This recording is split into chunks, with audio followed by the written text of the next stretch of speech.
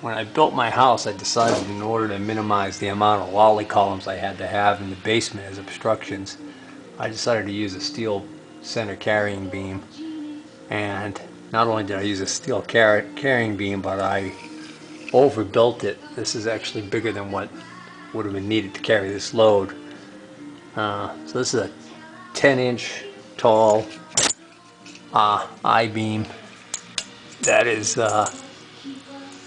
webbing is it's 10 inches tall, and then it's 8 inches wide.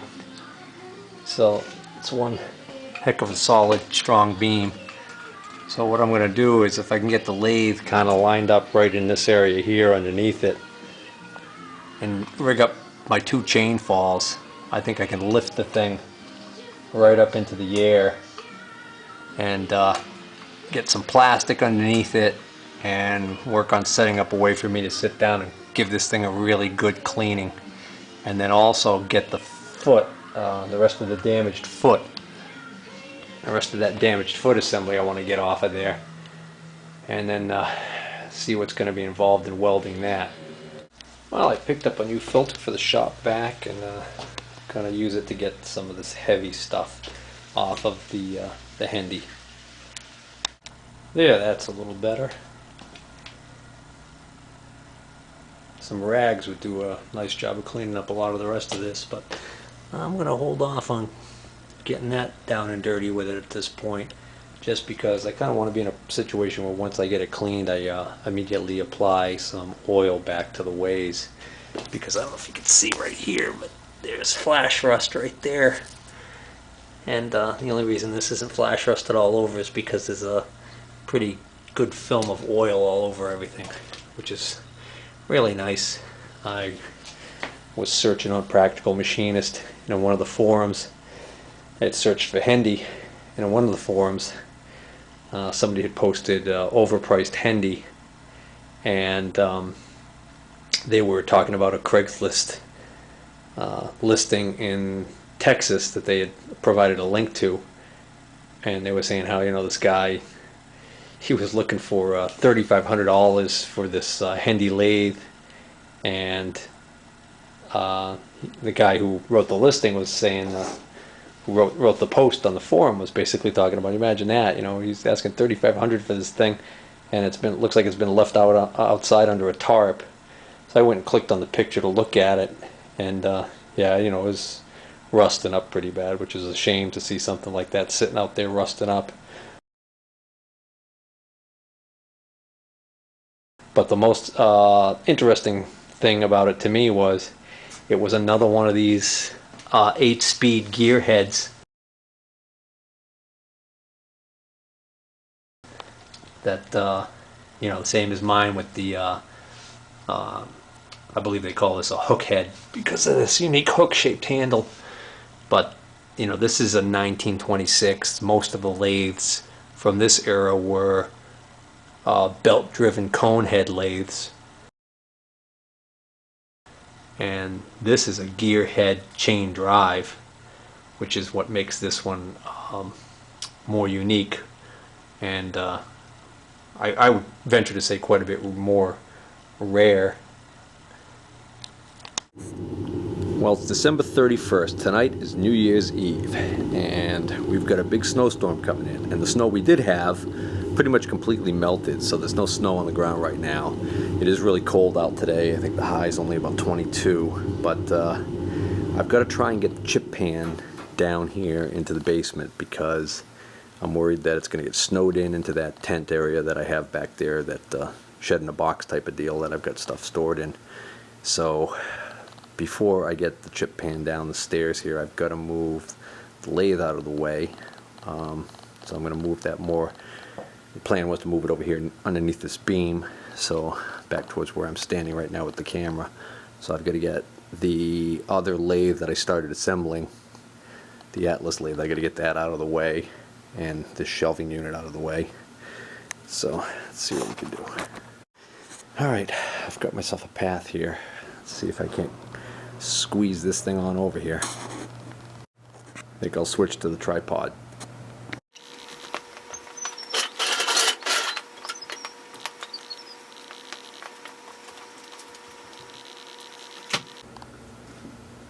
guess I'll put this broken leg in the parts washer.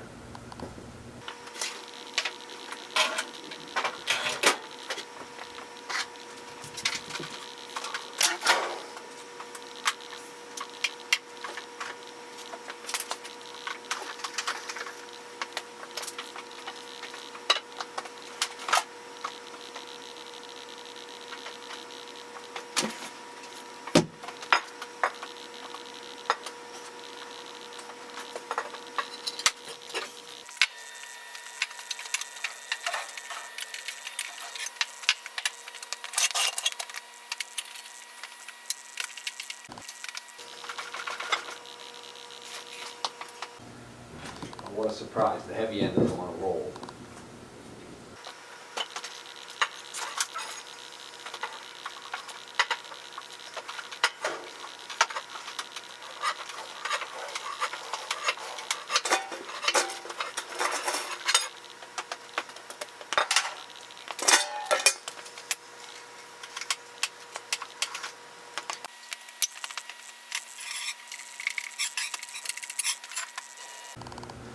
Swivel casters don't want to turn.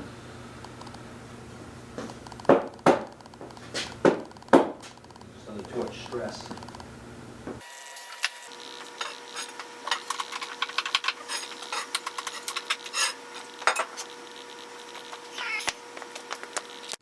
Alright, some new nitrile gloves on so I can get a better grip on this thing and try to push it. This thing's real dirty.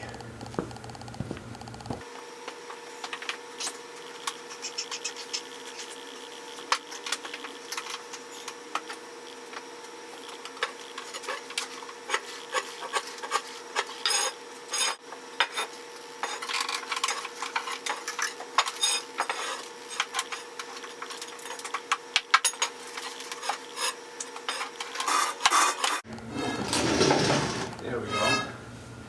This caster finally turned in the direction that I needed to be lined up in.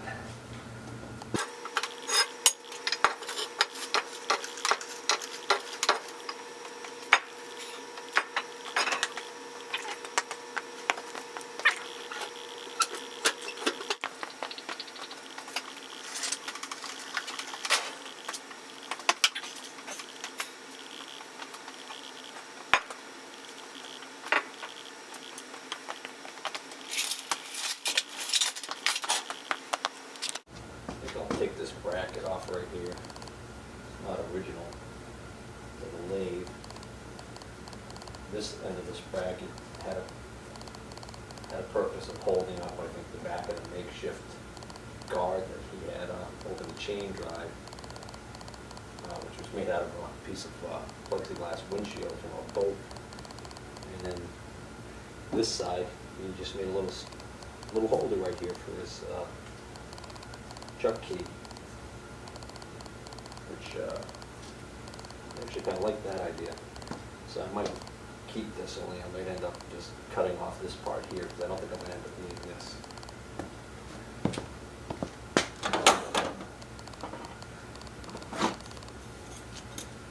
Let's see how loose these are.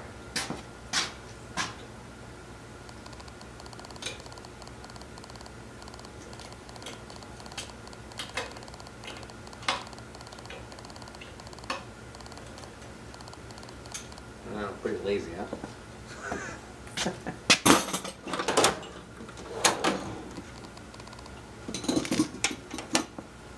Especially since the right side is right here.